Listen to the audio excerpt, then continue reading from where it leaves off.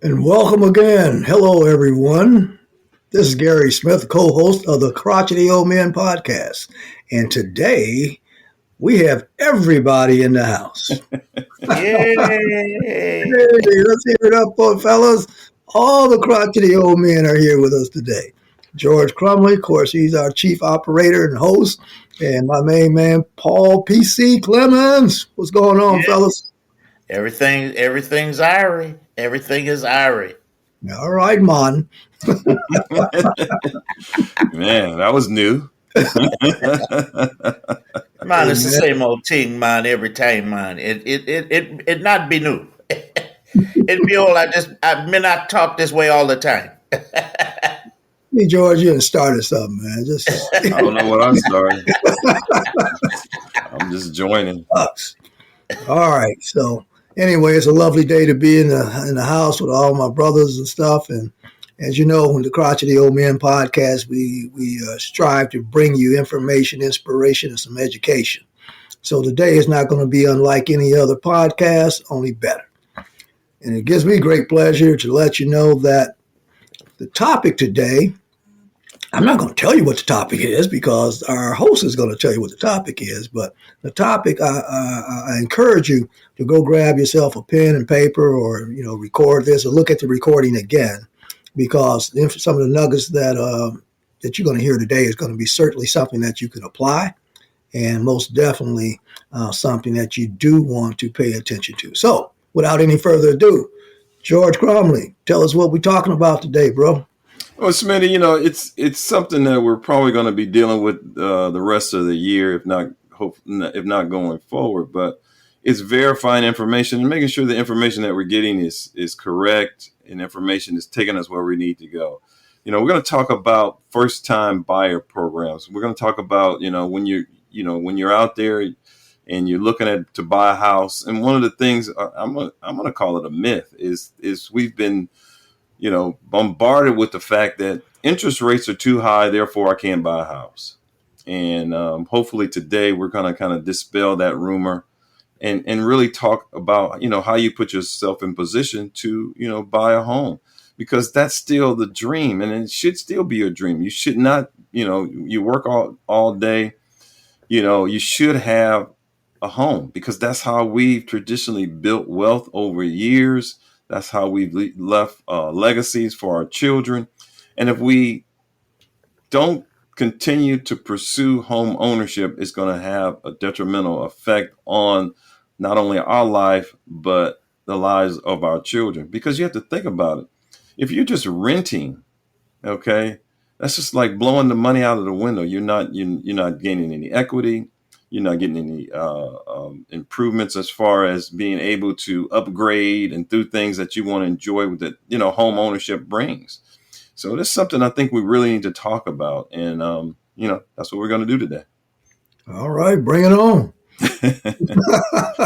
Okay, so first of all, I mentioned interest rates, and I think that's one of the things that I come up against, because I'm a licensed real estate agent here in Atlanta, and that's one of the things that first individuals tell me is that the interest rates are too high, okay, and they're going to come down.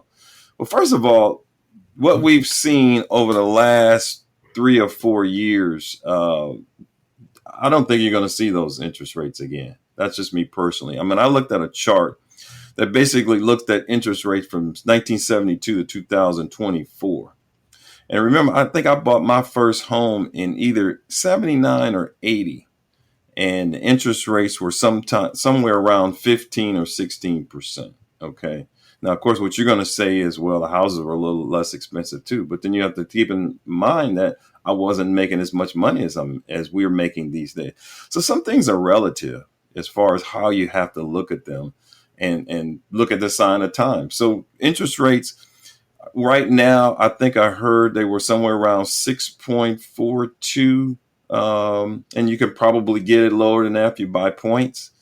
But when I look at this chart I was just talking about, the interest rates, when you look at an average, the average interest rates are somewhere between 7.72 and 6.72. So we're not that far off right now. And that's one of the things you have to take in consideration, is where they are, what's really affecting that, and are they where they should be? So that's kind of my premise as far as when you look at interest rates. I hear that statement often sometimes about the interest rate being high, and I question that because high compared to what? Just your point you're drafting out here is that today, yeah, they were high back in 79, 80, 81. Matter of fact, George, they were even higher than the 15% that you just stated. I mean, in the Detroit market, I can recall a time when the interest rates was hovering really close to 18%. But whether it's 18 or 15, it really doesn't matter because the interest rates are relative and then they're in relative in some aspects because it's not really so much how much the interest rates or how high interest rates are. And I think historically, as you've shown or proven, interest rates are still at the 6 or 7 percentile, still lower than they've been in a long time. To your point, we're not going back to that 3% or 2% that people kind of got a little comfortable with back several years ago. That was an anomaly. All right. That is not the true, I mean, not the regular pace of interest rates. And so whether they're high, low, or in between, it should not be a deterrent for you to seek home ownership, especially, like you said, George, when there are first-time home buyer programs out there. So let's talk about that. I think more people need to be aware of the different types of first-time home buyer programs that are out there, and certainly they should engage in hiring or working with a professional real estate agent such as yourself who can guide them through that process. Oh, absolutely. I mean, like I said, home ownership is the bedrock, and we can't forget that. So we have to make sure we do our due diligence because you look at people are paying $27, $28, $3,000 a month to rent. Okay, that's just like flushing money down the toilet. So you have to look at how if I'm trying to build a family, how do I get the best for my buck? And that's got to be home ownership. I'll give you another statistic. Okay, so if you buy, and this is here again, the Georgia market, what I'm going to talk about is appreciation, which is something you have to take in consideration when you're buying a house. So if you buy a $600,000 house in Georgia, okay, the average appreciation rate right now is about 4%. So you do the math. Okay. So if you keep that house for 10 years, that house is going to appreciate 4%, which is about $244,000. So here again, that's a 395% increase that you would gain, by buying a house in today's market because of the appreciation. And that's probably one of the things that people overlook when buying a house. Yeah, buying a house that you're going to live in is not an investment. We want to make sure we make that clear. It's not an investment, but it can be an investment in your future because there's a lot of things that once you build up that equity, there's a lot of things that you can do for your future to here again, fortify your future. So that's one of the things that, a good agent will tell you. You want to look at the interest rate and look at where the interest rates are. You want to look at the appreciation in the area that you're buying. And those are the kind of things that should encourage you as far as, why you're buying this house and why it's a good time to buy the house. Obviously, affordability is the other reason. If you can afford to buy a house, and there's things that you have to do to prepare yourself to buy that house. Okay. One of them being is savings, making sure that you're saving enough, every day when you go to work, you're putting enough aside. And that becomes your goal is to become a homeowner. And it's not, you can't do it without saving. Yeah, there's a lot of things that are going up, but you still, we've talked about this in previous podcasts, how you budget yourself and you build your budget and you build your lifestyle. It's like if you want to do anything else, you have to build that budget. It becomes a bucket for, where you're going to put the money that you're putting aside to buy a home. And then there's windfalls that you get, there's tax returns and things of that nature that you get additional bumps that will help you get there quicker. But it's something that you have to focus on and something that you have to put a lot of stake in doing. That's so true about, and I'm a numbers guy. I like dealing with the numbers. And as you're saying, about a $600,000 home that appreciates at 4% over a 10-year period of time makes that about an $850,000 note. I mean, not note, but Oh, appreciation value. hmm Right, there's your value there. So now, when you subtract the difference, which is about $250,000 over a 10-year period of time, that's what, $25,000. Now, with some of the first-time home owner programs, as I understand them, you can get a down. You buy a home of that size for as little as a 3%, interest rate, which comes to 3% down. 3% down. I'm sorry. Yeah. Yeah, correct. hmm Yeah, 3% down. Well, 3% of 600,000 is $18,000. So you can't just wake up today and figure you're going to go out looking for houses next week in the $600,000 range if you have not did your pre-planning and, of course, saved up $18,000. Now, that's not all that you need, because you're going to need some more closing costs, and you're going to, of course, need some money in the bank for whatever repairs, depending upon the condition of the house. But my point, what I'm making here, is that 18,000 or 3%, to your point, you must have a plan. You have to start now, especially if you're younger, start planning for that home. All right. And the quicker you want to move in, then the more you need to save, because it's time value of money. And so if it's going to take you 10 years to get that 18,000, and you need to move you want to move in another year or two because you're concerned about this thing called inflation. And just like we talked about appreciation, well, if you're looking at a $600,000 home today and you're not prepared to buy it over a 10-year period of time, that same $600,000 home is going to be worth $850. Now you take 3% of that. Right. That's why you got to put a stake in the ground. You Right? got to put a stake in the ground, and you want to get on that appreciation train as quickly as you possibly can. I mean, Absolutely. yeah. I mean, that's and it's a lot of other things that we'll talk about in other podcasts as far as investment properties and things of that nature. But we're going to try to stay focused right now on your first time home. So some of the things you should consider when you're buying your first home is your commute time. You want to make sure that you get a home that's going to basically not to be too far, because here again, that adds to your weekly outlay. If you've got to drive another 30, 40 minutes, hour and a half, 2 hours to work, that's wear and tear on you. That's more gas. That's wear and tear on your car. So there's a lot of things that you have to consider. So commute time is very, very important when you're looking to buy a home. So that means location.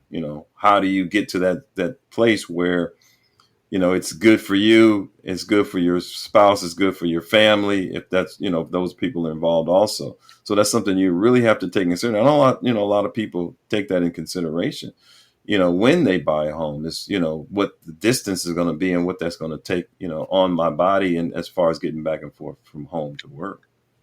George, I think we need to kind of pause and back up a little bit, because we are talking about first-time homeowners, and $600,000 home is still, in most markets, a pretty nice size home. And so, depending upon what your income bracket is, I can see, it could be a first-time home buyer in that price range.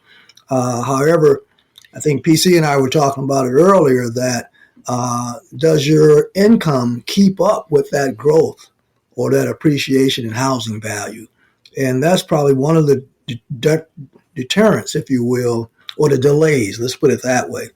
Because if your income, your source of livelihood, does not keep up or stay ahead of that appreciation, aka inflation, then it does kind of, either you have to dial back or dial down your expectations as far as your first home. But by getting that first home, it enables you to leverage into that second home, that $600,000, $700,000, $800,000 home. For a first time home buyer, they may have to go into a $250,000, maybe a $300,000 home. Nothing wrong with that, depending upon the markets and stuff. And to your point, your lifestyle is going to be centered around your location of where that home is. And one of the most salient things for me would be with those of us who have children. You want to make certain that that home is located in an area where there's good schools. Okay, as a first-time home buyer, either you're moving in with a family or you're planning to have a family, create a family. Well, you have to think about those things too along in that process. So I want to make sure that our listeners are clear about that. Okay. Yeah. Well, the reason I'm laughing, Smitty, is because you just kind of took my next 3 points off of. You must have read my notes. Subliminally. There you go. There you. But no, you're spot on. I mean, your first home is not going to be your perfect home. You're absolutely right. You got to get what is it? Get in where you fit in. That's right. But the whole point is you got to start, and that's just so important. You may have to start with a condo. Our daughter, that's where she started out of college. We found her a condo that was affordable. XYZ happened, and now she's in her home. She's in a home that she's enjoyed with her family. But you got to start somewhere, and so you can't come with the idea that right off the bat, if your income doesn't support a $600,000 home, that you're going to be able to move in one. But there are a lot of homes out here that sell for considerably less, and sometimes offer somewhat of the same things. I'm always scouring the list of foreclosures and homes that have been foreclosed on and have been rehabbed, investor specials and things of that nature, which can still be your first home, because they are a lot less expensive and may fit into your budget. So, but those are the kind of avenues that you have to also look at. It's not going to always be, like you said, your perfect home. And the other thing, like you said, is you got to look at your family size. Yeah, we've only got the one kid right now, but we're going to obviously grow. But we're going to get in here with this, this 2-bedroom right now, and then we can grow to more. As our family grows, we'll be able to use this house as a stepping stone. And that's kind of what we talked about is getting a stake in the ground and then being able to take with the equity from that home, whether you decide to keep that home and make it a rental or take that equity, cash out and buy something bigger. But those are the options you have. And without getting to the housing market, you don't have those options. Right. So, a couple other things you have to consider is ensuring that once you get into the home, is that make sure you've got some type of emergency fund. So once you get into the home, you don't want to stop saving. You still have to save and make sure that you have some type of emergency fund, something that's going to, if something goes wrong, that you're able to fix it. You want to look at and make sure you get some kind of home warranty program so that, here again, it's going to take some of the burden off of you if something breaks. But there's a lot of things that you can look at, and of course, obviously, I know with my first home, I did a lot of the work myself. So you gain skills that you may not have thought you had or you didn't think you had to develop, but you become the plumber and the electrician real quick. Sounds like you better have some skills. Well, right now we got YouTube, so a lot of those skills can come from online. That's true. Yeah. Oh, but here again, it's just to encourage everybody because, my thing is there's a lot of narratives out here right now, and I think we as Black folks kind of jump on the narrative bandwagon real quick and think that this is something that's, unaffordable, out of touch, out of my realm, and it's something I can't do. Yeah, my parents did it, but I can't do that. But, I'm here to say when there's a will, there's a way. That's right. And, it's something that you definitely should consider putting in your budget, putting in your view, being a homeowner, because it can take you a lot of places, both financially and mentally. There's just a sense of belonging when you're in your own home. It's a safe space. So it's something you should really consider. And, George, there's another way of also securing our community. If there, without having home ownership, which is the gateway or the pathway to creating wealth, and you've outlined several steps in which to do that. But it's so important. It's more important now than it ever was, because I just think about the Detroit area and the market why it was about 30 years ago. Detroit had far more homeowners. We're talking about African Americans here than any state in the United States. there are more homeowners in Detroit, Michigan, okay, because we have so many single family homes now. But because of, for everything from unemployment to so many other social issues or what have you that has gone on, that now that is not the case. A huge majority of African Americans in the Detroit market are renters. Okay. And that has to change because you cannot create wealth renting from somebody else. No. At least not for yourself. Now, you're creating wealth with a guy or gal that owns that house, but you're not creating it for yourself. And it's one of the gateways there. Is probably one of the surest paths because, as you said, you gain equity. And if you can, you take that equity and buy another home and rent that one out, the one that you're leaving out, and wash, rinse, and repeat. And after a while, you're in that $600,000, $700,000, $800,000 home, but someone else is paying that note. Oh, absolutely. Absolutely. And you also, you fortify yourself in the community. I mean, it's a good thing to say when people say, well, do you own or rent? You say I own, and that's something that's a stature in the community because we have to invest in ourselves and we have to invest in our communities. That's what's going to be the cornerstone and how we move forward. A lot of people get hung up on a lot of this stuff that's going on out of our control. There's a lot of stuff flying in the news every day. He did this, he did that, he took away this. Well, we got to do what we can for ourselves. We can't take our eyes off the ball, off the prize. We got to still see what's important to us and can't allow a lot of these things to affect our lives on a day-to-day basis. That's so true. Because when you look at the systemic racism and things of that nature that relates to home ownership gives you a voice because as a property tax, you're paying property tax. So you have a voice about your school system. You have a voice about utilities and amenities in your community. You have a voice in all of that stuff, whereby not having that voice is the person, like, what does the old saying go? He who has the gold makes the rules. Makes the rules. There you go.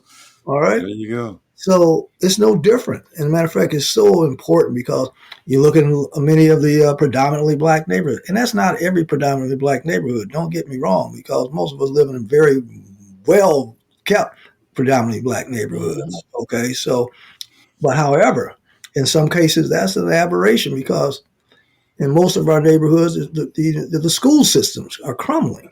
Okay, they poorly. They don't have enough books. They have enough computers. And we could go on and on. I don't want to go down a rabbit hole with that. But without that ownership voice, now you're pressed to have to bus your children to a home outside of your community. Okay, and that adds to expenses and stuff like that. Not to mention that the diatribe that they teach our kids when they're not around us, not within the community, they lose that connection, lose that social skills or ability of how to be able to communicate and, all that sort of stuff. So it's a lot of things that are tied into home ownership. And so we want to encourage people that are renting and encourage you, don't listen to that BS that you're hearing about interest rates are too high and all this kind of stuff. I think George said it succinctly. If there is a will, there is a way. Absolutely. So I'm going to sum all this up by giving you 4 things that you should look for when you're talking to a mortgage guy. Some of the things you want to take in consideration. First thing is ensure you have a stable income, emergency fund covering at least 3 months of expenses. That's something that really helps you when you go to apply for that mortgage. Check and see if there's any improvements to your credit score. Check and make sure you're managing your credit score like you're managing everything else. And when it comes down to it, credit scores are pretty easy to manage, and it's just paying your bills on time. That's all it is, paying your bills on time. And guess what? If you pay more than what that minimum balance is, your credit score goes up even more. So it's no big secret to how you control your own credit score. Don't charge too much, pay it off every month, and keep it moving. Stay within your means. Determine affordability. How much can you really afford comfortably every month? Don't buy too much. Okay, house. And then last thing is save for a down payment. So those are kind of 4 things that when you go to talk to a mortgage guy, that's the kind of things that they're going to be asking. That's kind of things you want to look for.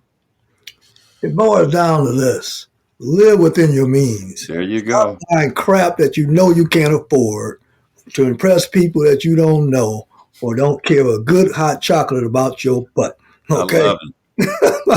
I love it. There you That's go. where we got to start. All right. So, George, you got anything else for us? No, man, that should do it all. Hopefully, people will take this to heart, do their research, do their due diligence, and become homeowners. Amen. Amen. Well, here we go. I got to come up with I don't have to, but got to come up with a word for today, because if we didn't do Absolutely. that, we would not be the crotchety old man, right? So here we go. Be passionate about what you do. Because if you're not passionate about what you do in life, then you need to be doing something else. Absolutely. That's a That's GL. good stuff there, man. All right. So And as we always say on the Crotchety Old Man, if you didn't know, now you now know. you know. Take care. See you next week.